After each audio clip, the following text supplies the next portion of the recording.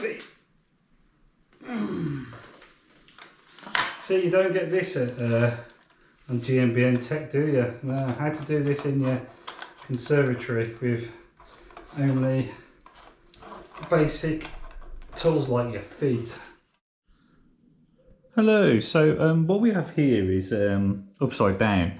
It's a Saracen Ariel 16X frame which I sold to a lad about a week and a half ago.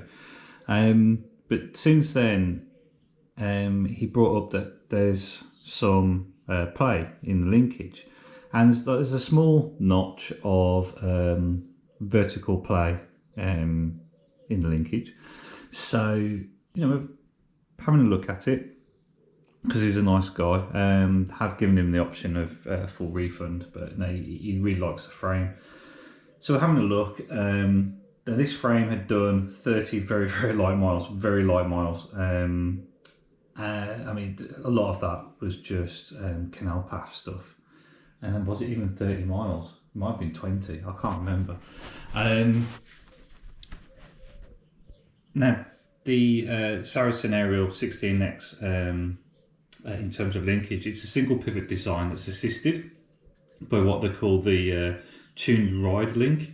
Now, this bit here effectively provides a bit of assistance between the shock and the pivot. So, not like, let's say, an Orange 5, which is a much simpler design, and therefore probably more reliable and easier to find problems with. So, we started at the bottom of the system, at the main pivot. I'd say the bottom, obviously it's the top in the picture, but you know, the main pivot. The non-drive side bearing is absolutely beautiful and fine, but the drive side bearing, no, hold on, the drive side bearing is fine. The non-drive side bearing is extremely notchy and baggy. Now, that might not be causing the problem, but I actually did a bit of a quick test before selling the bike, which was detach the shock and just make sure that when moving the linkage that it was not grinding and smooth and all the rest of it. It was, and the reason for that is basically this bearing had shit its grease, I believe, unless someone's actually put grease in there, all over the axle, which basically meant it was very, very smooth using those actions. Now I've ordered some Enduro bearings. So when they come, we'll show how to do that. We'll show how to pop these bearings out and pop new ones in. That might fix the problem, it might not. In terms of the rest of the linkage, now these frames use Glide bushings, which have potentially been problematic in the past. There has been some bits about it, but they're almost 10 quid a pair, and this uses 4 pairs of those bushings. So, but I had a quick look yesterday, they seem fine. This centre bolt here, we've actually got a new one here, and that's largely because when we felt the vertical play, it was more amplified here than anywhere else. Now that could just be because it's a good amplification point. It could be because that's the problem. But we'll clean that out and we'll replace that bolt and washer. And after that, it could be the suspension bushings. But yeah, we'll see where this goes. Okay, so we're back. So you can see this has been slightly more dismantled than it was last time, and we'll get back to that bit in a minute.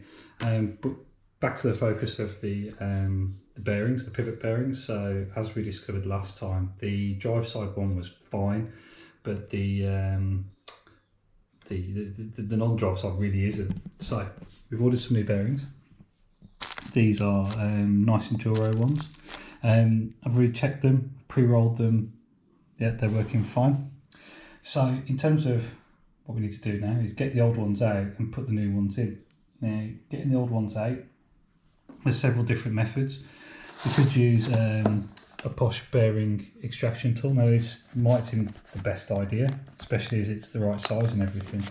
But sometimes when you press bearings out, depending on the frame, it might actually cause damage to the frame, or the paint at least.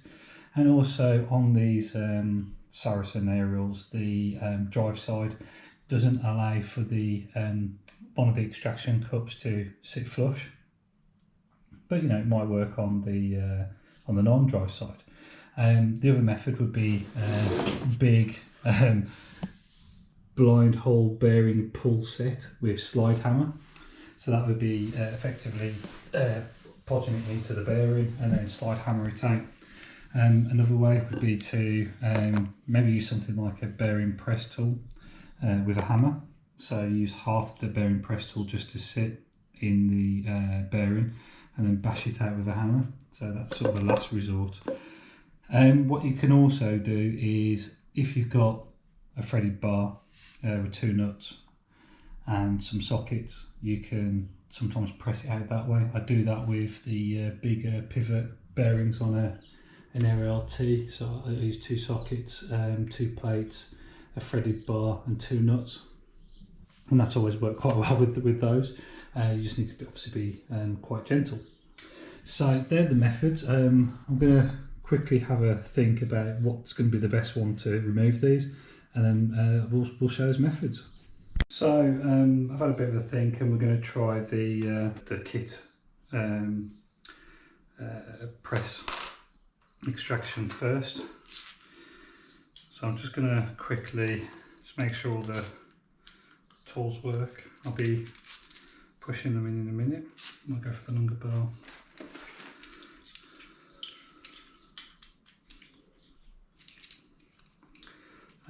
Now what I don't want to do is start taking all the gear cable off to completely separate the rear end. Just trying to save some time. But ideally you would just get this so it's relatively stable. Okay. So we'll pop the cup on and we're going to press this out this way, so we'll pop the probably shows how either bad this tool is or how bad this bloody bearing is. I can't get the tool through. We're not going to overly force it because I don't really need to be honest. As long as there's some tension on the back, it really doesn't matter, to be honest. So I'm going to podge. All this really works on is basically winding a screw in against a plate.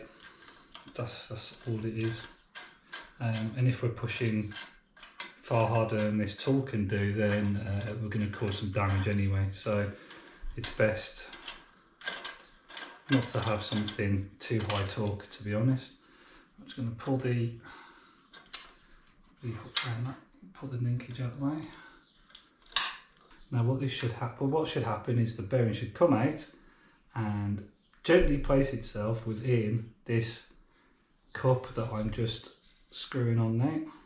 And if this looks like it's not going to be a goer, then we'll go to plan B, which quite frankly will be to use a hammer. I'm sure you'll all love to see that method. In terms of, you know, would the bearings be usable afterwards? No, really no. Once you've pulled push bearings out using this method, I haven't looked to use them again, to be honest. The alignment's been a bit of an arse. So that's the back push bit actually lined up now. So this bit should be easier now, or not.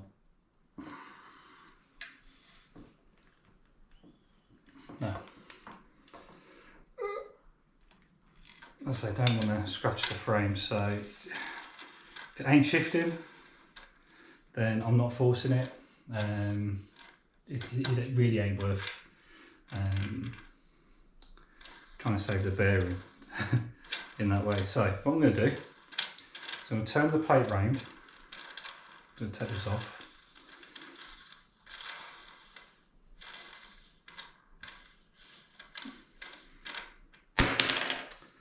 Turn this one round, because I don't actually want it to go into I don't want the bearing going into it now. It's just basically I'm putting something in place just to hold the tension on the bearing whilst I knock it through. I'm going to thread the bar as much as I can out the other side, and that's basically what I'm going to hit with the hammer, and then it should come out. So that's a bit more. Yeah, pop this in.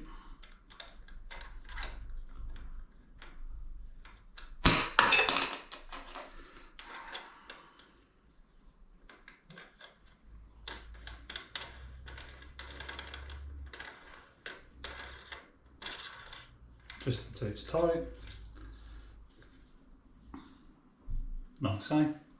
Right, so we take the hammer and start with low pressure first, and then build up if you need to. Obviously support the frame whilst you're doing it.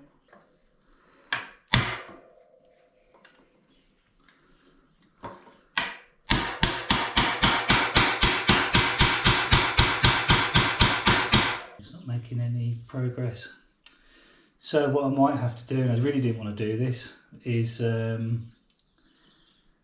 actually separate it from the frame so I can get really good purchase. To be honest, it's held on by two cable ties which are white and they're horrible, so I'll replace them with black ones anyway. Just got to find my colours, I'll be right back. Okay, so I'm just going to quickly check that you can actually see this, yeah. So I've completely separated it off now, because this ain't moving. So put a bit of a cloth there just to protect the rest of the frame. I'm just going to give it a good wallop. You have to remember these are aluminium, so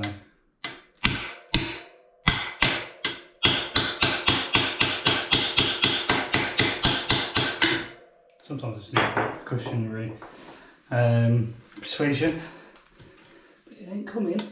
So I'm going to stand up, get myself on a better angle.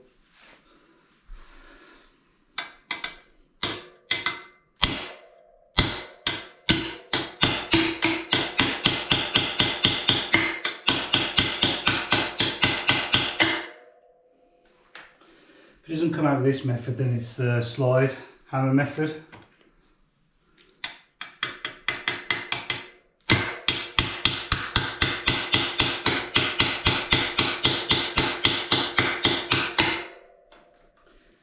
Sure I'm not damaging anything, I'm not.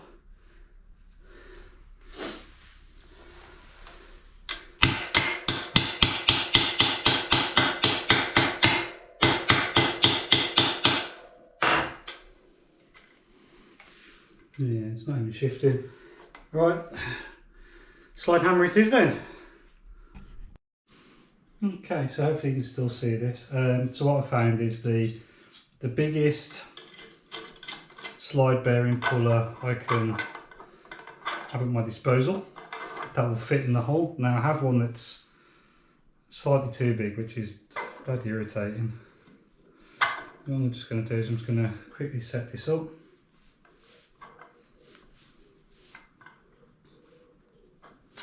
I need like a couple of spanners for this, but is that in? The important thing here is I don't want to be putting too much strain on an aluminium frame. I've got the wheel in, which is going to help provide some strength. This is the slide hammer. I'm not going to have both in the shot at the same time. Effectively, I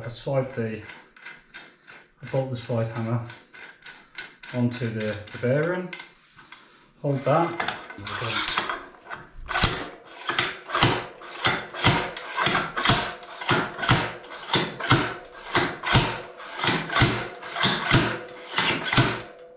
So you can see this has been proper stubborn. Might be we put some penetrating fluid around it and then give this another go later.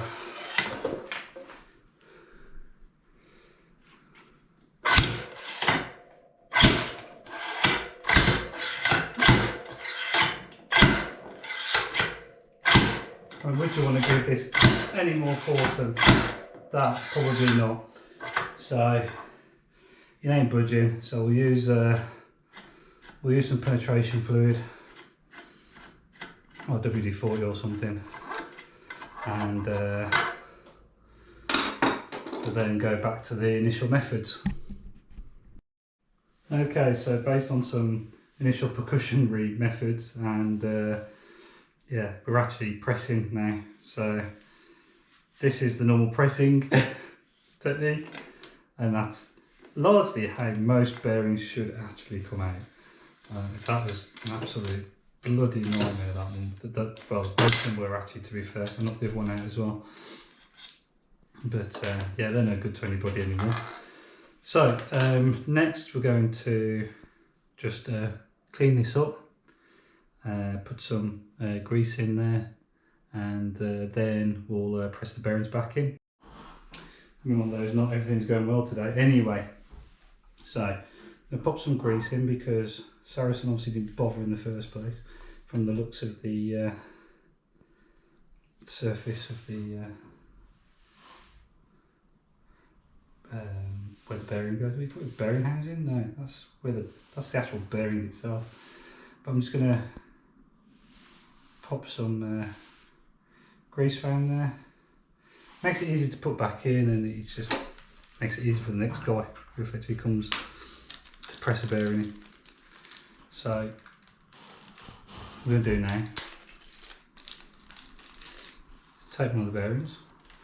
They're ambidextrous, so largely whatever.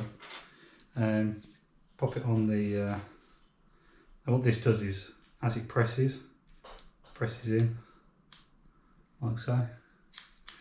So what I'm going to do is get the bar ready for that action, and that'll be at the back with that. So just slide that through now, which I should be able to do, like thus, and pop this on the other end, and yeah, it should marry up, which it has. It's actually inserted into the its partner, and now just going to fold this on, and what should happen is, without too much force, the bearing should, yeah, very nicely just slide in. As I say, if you're putting too much force through it, you're probably killing the bearing, and you don't want that. Right, that is in, so I'll just spin that off, get that out, and that's one bearing in. And that's how it should be. That's how easy it should have gone in. The other one come out, let alone that one go in. I'm going to do the other side now. I'm not going to show that because it's exactly the same process. Right, so that's both sides of the, well, both bearings in now, both sides. So what I'm going to do now is actually just reattach the rear triangle to the front triangle at the pivot, and then we'll start going through the linkage.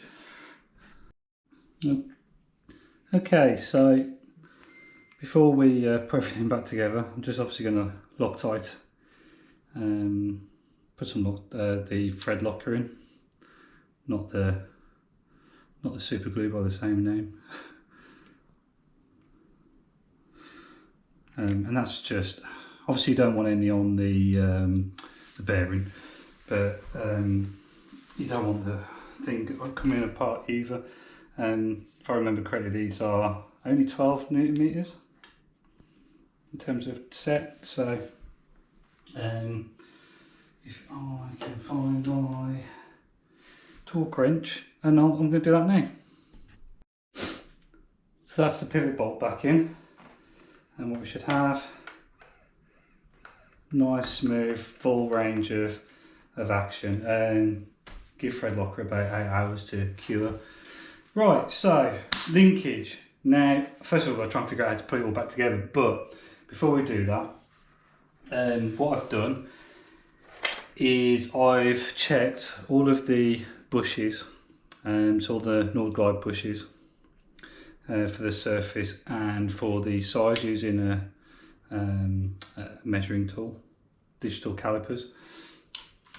They're all, everything is up to spec. It's 1.5 centimeters or 15 mil. Same with these bolts as well. They're all 15mm as well. So in terms of the actual linkage, linkage assistance, it's all in a good place. So I'm going to start putting that back together now, referencing pictures that I've got on my phone of this frame. So I'll be back when that's done. So it's a bit dark now, so you probably can't see anything. Let me get the torch out of my phone. There we go. So all the linkage is back together now. So now it's just putting the rest of the bike back together. So putting the pedals on, putting the chain back on, rerouting the gear cable because I've trapped it halfway up the linkage, and it's just easier to take the gear cable off and put it back on again. What I've done is with all the bolts, they've all been Loctited with Loctite thread locker, which will take some time for it to set, but I'm interested to see if it's actually fixed the problem. So we're going to put the bike up the other way around, and we'll take a look. And we're now back together in one piece. So linkage is done, it's fixed the problem. So yeah, whether it's just the movement of stuff or talking everything to spec or just sorting those bearings out, that's all perfect now. Obviously put the gearing back right. This cable was routed wrong. It was sent off my OCD, so that's all done properly now. Yeah, I mean, an evening's work.